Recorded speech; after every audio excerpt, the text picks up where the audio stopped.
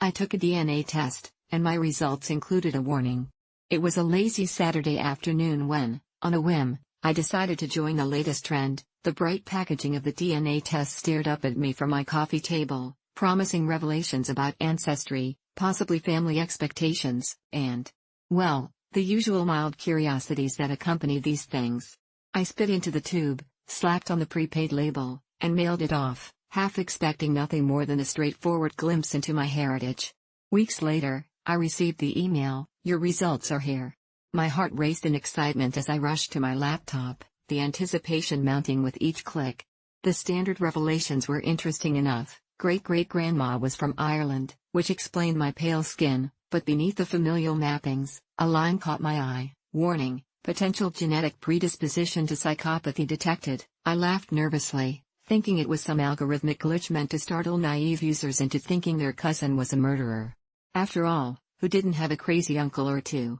But the laughter died in my throat when I further noticed a checkbox that confirmed I had the gene associated with violence and manipulative behavior.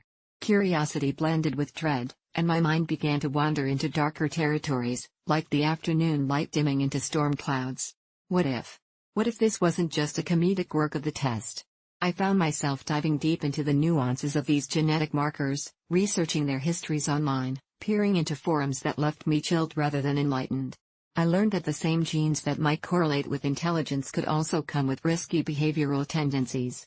It gnawed at me because I recognized certain traits I often brushed off as harmless quirks: my tendency to lie effortlessly, or how I could charm my way out of any situation, the way I felt oddly detached from societal norms, living in my own little bubble while people around me played along with the mundane routines of life.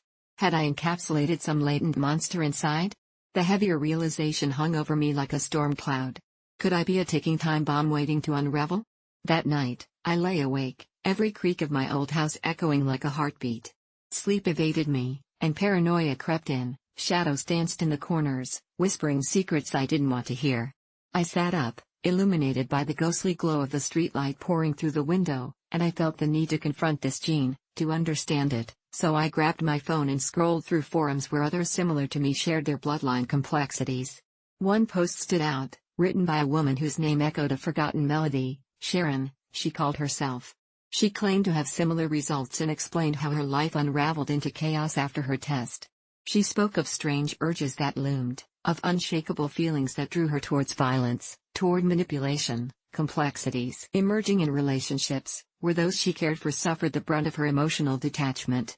As days wore on, I felt my grip on sanity tighten, let go, then tighten.